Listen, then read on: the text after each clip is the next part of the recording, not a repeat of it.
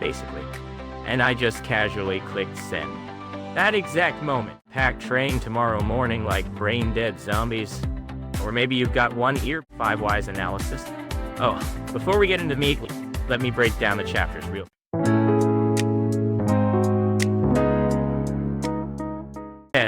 Test. You degenerates hearing me. Broadcasting live from the midnight toilet, or maybe from under the covers. It's me, your op. Huh? What time is it? Already this late?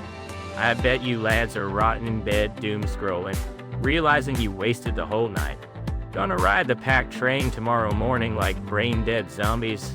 Or maybe you've got one earbud in during class, trying to escape reality? Whatever. Let me cut to the chase.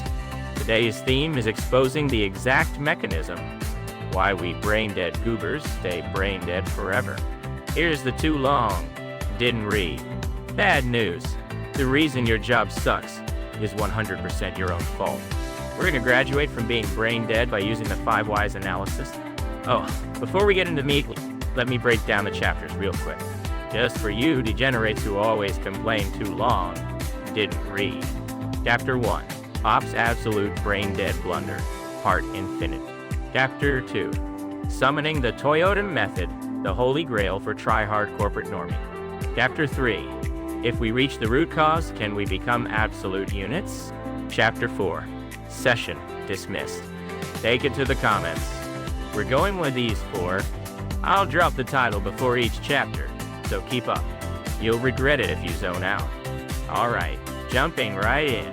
Chapter 1, Op's Absolute Brain-Dead Blunder.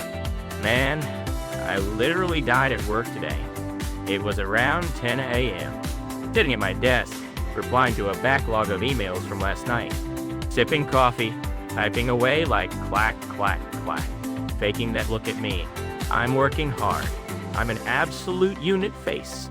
So, I attached the revised estimate data I was supposed to send to a higher up, the Bucho, basically. And I just casually clicked send. That exact moment, for the recipient, I tried typing B-U-C-H-O, Bucho. But the mail app's autocomplete shoved an address in there. Wait, that's the name of a client? And not just any client, the guy from that company famously strict about compliance. Woo. You degenerates know that exact moment you let out an oof, right? When your heart jumps into your throat and you just stop breathing for a second. Felt this weird cold sweat dripping down my spine. My face was probably pale as a slime. Yikes. Misfired email. And it had some seriously nasty internal data in it. Profit margins, all that shit. It was already too late. Couldn't find the undo button, and 5 minutes later, the Bucho comes stomping across the floor. What the fuck is this? Why the hell are you sending company secrets to a client? Screaming at the top of his lungs, echoing through the whole floor. Yikes, my bad. Dead on arrival. The coworkers completely looked away, leaving this hellish atmosphere where all you could hear was the clack-clack of keyboards. My stomach was in knots, so I just kept bowing and saying, I'm so sorry. I'll apologize and cover it up immediately. Then I sprinted straight to a bathroom stall. Sat on the toilet seat, smelling that cheap lemon air freshener, holding my head and doom scrolling on my phone. Sweating bullets. I bet you lads messed something up today too, and you're just escaping reality under your covers. You definitely know that feeling of making a what the fuck level mistake. My life is a shit sandwich of mistakes and apologies. But seriously, if I keep this up, it ain't just getting benched. I'm getting fired. Forget 2 outs, bases loaded. This is a 28-3 situation. Game over. So here we go. Chapter 2. Summoning the Toyota Method, the Holy Grail for Try-Hard Corporate Normies. Hiding in that stall messing with my phone, I started thinking, why the hell do I keep repeating such brain-dead mistakes? What do you degenerates do when a problem like this happens? Probably just go, oh, sorry, I'll be careful next time, or I'll take notes so I don't mess up, trying to cover it up with some surface-level bullshit, right? Huh?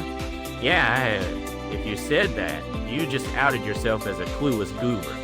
If you could fix things with just guts and effort, brain-dead idiots would be extinct by now. Here's the important part. It's a thinking tool called the 5 Whys analysis that try-hard corporate chads love to flex. You know who made this? Takeshi Toyota, the father of the Toyota production system, an absolute legend of Toyota. Hearing Toyota method, I know what you lads are thinking behind the screen. Sounds like corporate jargon and diagrams ain't got nothing to do with us. Humans only see what they want to see, so toss that bias in the trash for a sec. This tool is the exact cure for brain-dead bottom feeders like us. To dumb this 5 Whys thing down to a middle school level, when a problem happens, you ask why did it happen. About 5 times. It's a method to dig past the surface level excuses and find the real root cause, the true cause. Got it? You treat things as cause and effect, and just keep digging down, down, down. Picture it like digging straight down in Minecraft. For example, I was late to work. Sorry, I'll set 2 alarms next time. That's total garbage. Why were you late? Because I couldn't wake up. Why couldn't you wake up? You gotta keep digging, or you'll never reach the root cause. You following?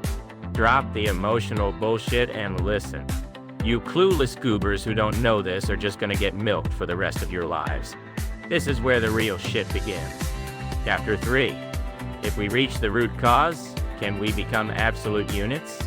So, using my atrocious email misfire from earlier, I'm gonna actually demonstrate this 5 Whys thing. You degenerates think along with me. First, the problem. The phenomenon that occurred is, I messed up the email recipient and sent it to an unrelated client. Here's the first why. Why did I mess up the recipient? Well, it's because I blindly trusted the autocomplete and just slammed the enter key. Okay, second why. Why did you blindly trust the autocomplete and not look at the confirmation screen before sending? Well, what would you lads say? Oh, I just don't have the habit of checking. You stupid. Say that and you're just gonna make the exact same mistake. In my case, it's because I was in a rush. I was panicking to send it, so I had 0 time to chill and look at the confirmation screen. Alright, next. Third why. Why were you in such a rush? That's because the deadline for that email was first thing this morning, and it was down to the wire, fighting for every second. Nice. The rabbit hole is getting deeper. So, fourth why. Why wasn't the email draft finished until the absolute last minute this morning? Ooh. Well, that's because yesterday evening, about an hour before clocking out, I was lazily doom-scrolling Mange aggregator sites, thinking, I'll just do it tomorrow, and put off the work. Nah, we can still go deeper. Fifth why. Why? Why did you put off work and look at aggregator sites yesterday evening, when you were still on the clock? Because the night before, I was up till 3 a.m. having a comment war about gacha game sales rankings and a voice actor scandal thread, so I was insanely sleep-deprived, and by evening, my brain had completely shut down. What the fuck? There it is, lads. That's the root cause. Meaning the root cause of the misfired email wasn't a lack of checking, or the trash autocomplete of the mail app. It was the late-night comment war from the night before. This might go against your intuition, but this is reality. Now we think of a countermeasure. The stuff you guys always do, like next time I'll take 3 deep breaths and check before sending, is just headcanon copium. 0 reproducibility, session dismissed, that kind of crap. If we know the root cause is sleep deprivation from a midnight comment war, what's the solution? Turn off the phone at midnight and chuck it out of reach from the bed before sleeping. That's it! See? Oh, once you know the root cause, the solution changes entirely, right? That's what they call a paradigm shift in thinking. Wait, using fancy words makes me sound like a normie. Let's drop that. Basically, your perspective flips completely. Prevention plans aren't some grand shit. In the end, it's just turning your own brain-dead nature into data and covering it up with a system. We're done with the guts and effort bullshit. We ain't got a choice but to use system. Now we've graduated from being brain dead. Truly educational, right? Alrighty. That went by fast, but it's the final chapter. Chapter 4. Session dismissed. Take it to the comments. How about it? From today, if you lads fuck something up, go hide in a bathroom stall and try the 5 wide. You'll crash into your own darkness hiding surprisingly deep down. If you degenerates have any even worse brain-dead episodes or miserable fail stories, drop them in the comments for me. I bet you guys are gonna comment. I'm a NEET without a job in the first place, so I have no one to email, right? That's the absolute worst. Do your own 5 whys and write down whatever pathetic root caused you dig up. I'm gonna read them and enjoy some sweet schadenfreude. Laughing my ass off, realizing I'm still better off than you. If you want to become an absolute unit, hit like and subscribe. Otherwise, you're gonna get left behind by my deep knowledge. Just a heads up. Well, you lads are just gonna commute tomorrow on a packed train while completely brain dead anyway, right? If something shitty happens, just remember this video and feel relieved knowing there's an idiot like me out there. Let's just live half-assed at our own pace. Anyway, gotta get up early tomorrow, so I'm going to sleep. Next time, I'll be explaining digital physics. Session dismissed. Dead on arrival?